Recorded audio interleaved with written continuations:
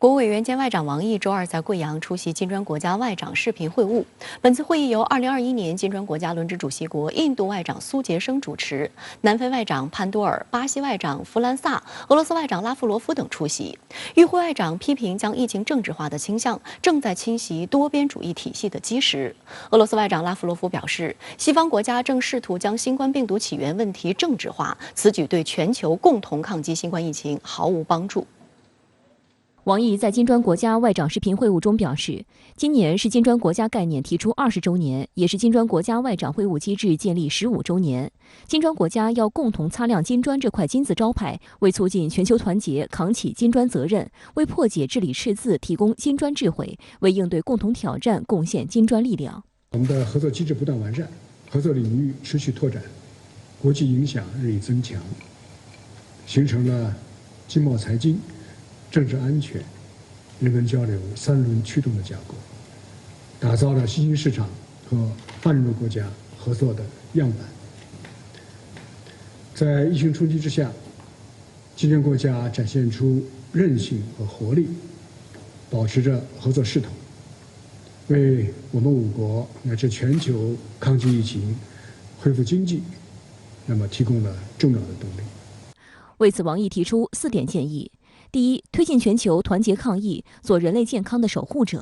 第二，践行真正多边主义，做国际秩序的维护者；第三，助力世界经济复苏，做全球发展的贡献者；第四，化解地区冲突对抗，做世界和平的建设者。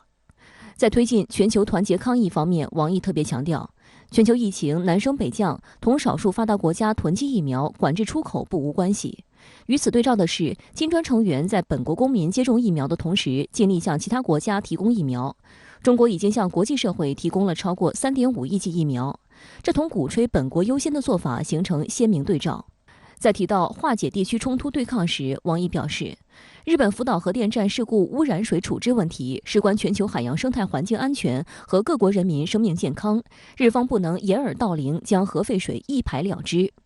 与会外长就当前国际抗疫进行了深入讨论，强调双边和多边国际合作对有效抗击疫情具有重要作用，指出将疫情政治化的倾向正在侵袭多边主义体系的基石，呼吁加强金砖抗疫合作，设立金砖国家疫苗研发中心，支持举办金砖国家疫苗合作研讨会，为全球公共卫生安全做出更大贡献。金砖国家呢，在这个疫情防控中，我认为是起到了非常重要的作用。首先就是在这个疫苗的这个供应上，我们知道这个俄罗斯和中国都研发出了多款有效的这个新冠疫苗。另外呢，就是说，在这个疫苗的这个当地化生产上，金砖国家也扮演了非常重要的角色。比如说这个巴西啊、印度啊、南非，他们呢都与这个世界上有疫苗研发能力的公司呢合作，在本国实现了这个某种程度上的当地化生产。在满足这个本国需要的同时呢，也为所在地区的这个其他国家获得疫苗呢提供了这个便利。会晤发表了金砖国家关于加强和改革多边体系的联合声明和金砖国家外长会晤新闻公报。俄罗斯外长拉夫罗夫在金砖国家外长会晤后的新闻发布会上表示，西方国家正试图将新冠病毒起源问题政治化，此举对全球共同抗击新冠疫情毫无帮助。Всемирная организация здравоохранения по приглашению Китайской Народной Республики сформировала группу экспертов, которые некоторое время назад посетили Китай, посетили Ухань, соответствующую лабораторию, пообщались со специалистами. Они вынесли свои оценки, которые были распространены, они в открытом доступе, имеют открытый характер. Если у кого-то возникают дополнительные вопросы, то их нужно обсуждать со всеми другими странами в рамках Всемирной организации здравоохранения. Попытки политизировать нынешнюю ситуацию, конечно же, присутствуют. 拉夫罗夫强调，现在最重要的是协调疫苗分发、疫苗认证、就人员流动方式以及向注射疫苗的人颁发文件等事项达成一致。俄方一直支持尽可能广泛的合作。受疫情冲击，印度经济损失惨重。由于全国超一半的地方政府实施封城令，印度多个制造业支柱产业遭遇严重冲击。在截至今年3月的财年里，印度经济萎缩7.3%。美国有线电视新闻网报道，印度经济今年早些时候本已呈现出加速走出衰退态势，但第二波新冠疫情袭来，正严重挫败印度经济复苏势头。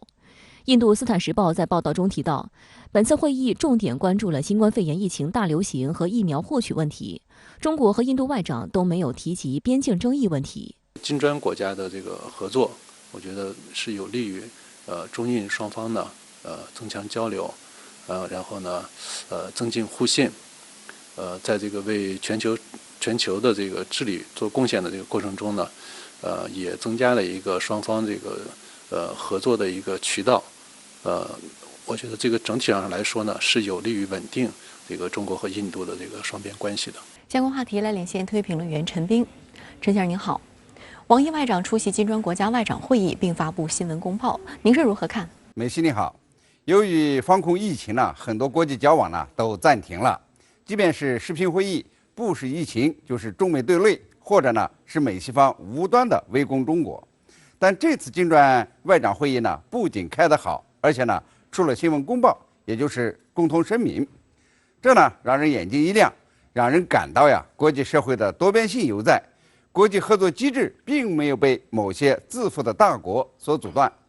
让人感觉最明显的呢，就是金砖国家等国际组织倡导的公平、公正、包容、平等的原则，在推动全球化向前迈进，与某些国家所撺掇的本国优先的多边主义、俱乐部式的多边主义、有选择的多边主义等虚伪心结呢，形成鲜明的对比。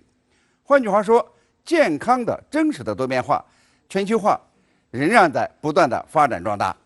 新闻公报的开头几点呢，就在讲呢加强和改革多边体系，而合作呢才是多边体系的主旋律。可以说，这全球化对阵俱乐部是今后一段时间国际格局变化的一个重要的方面。金砖国家的外长们呢，呼吁国际社会构建全球发展伙伴关系，是一种新的潮流，值得关注。金砖外长会上，中国敦促日本不得擅排核污水，王毅特别强调不能一排了之，您是如何解读呢？王毅呢是在替天行道。我们知道呀，日本福岛核废水比一般核电厂产生的核废水呢含有的放射性物质，不仅种类更多，而且呢放射性更高。一旦呢排放到太平洋，将会对人体健康和海洋生态带来极为严重的威胁。一般的核电厂呢运行的废水，它不会直接呢与燃料芯接触，但是呢因最高等级核事故而产生的福岛核废水所含的放射性物质啊，是不可同日而语。如果不经过恰当完全的处理，那就是高浓度的这个核污染水。即便呢像日本所说的加以稀释，那么几十种不同的放射物质仍在那儿，这是消灭不了的。因此呢，当这个日本呢抛出要向太平洋这个排核废水以后啊，这个引起了亚洲国家的声讨和谴责，包括中国、韩国、日本民间的人士以及国际环保组织都强烈的抨击这个日本的决定。王毅呢借金砖外长会议这一国际场合，再一次的重申中国立场，他既是呢为亚洲、为世界负责任，也是扩大环保的声音，别让日本呢干出这个害人害己的蠢事。那应该如何来看待金砖国家外长同声批评疫情政治化呢？印度为什么也对此深表同意？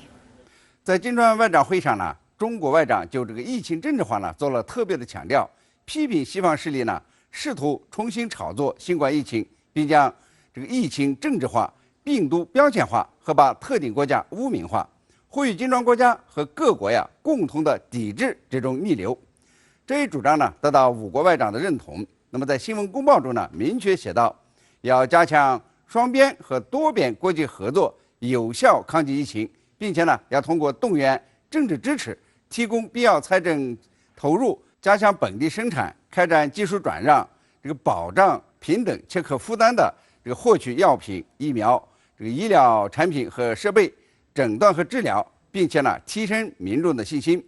金砖国家呢还可能建立疫苗研发中心，合作研发疫苗，建立这个早期的预警机制。那么这些做法呢，与某些西方大国的卡拿药的做法呢正好相反。同少数发达国家呢痛击疫苗、管制出口，形成鲜明的对比。新冠疫情呢是人类共同的敌人，合理杀敌才是当务之急。疫情政治化，特定国家被污名化，不仅呢无助于抗疫，而且呢为抗疫带来的麻烦和障碍就更多。对此呢，这个印度呢也是深有体会。那么在印度疫情严重的时候，美国呢没有给印度支援疫苗，而且呢连生产疫苗的原材料都不给印度，以至于呢死了很多的人。那么到目前为止呀，印度的接种率才达到了3%。他们不是不想打，而是没有。所以呢，印度对金砖国家一致批评疫情政治化表示赞同，并且呢，这个印度的国内也呼吁说呢，要摆脱印度的疫苗紧缺问题。那么有一个办法呢，就是拨通中国的电话。中国疫苗呢是特别适合这个第三世界国家呢冷链设备要求不是很高的这些国家来进行投送。那么加上呢，在巴西和印尼的接种效果看呢，已经达到了95%的有效性。那么很可能的情况呢是，这个印度呢将通过金砖机制或者呢是 WHO 机制，那么从中国呢获得疫苗解燃眉之急。现在对各国来说都需要合作抗疫，没有呢比这更紧迫的。那么金砖外长会呢达成的合作抗疫共识，那么也会为这个全球战役呢提供新的出路。好的，也谢谢陈先生跟我们共同在线分享您的观点，谢谢。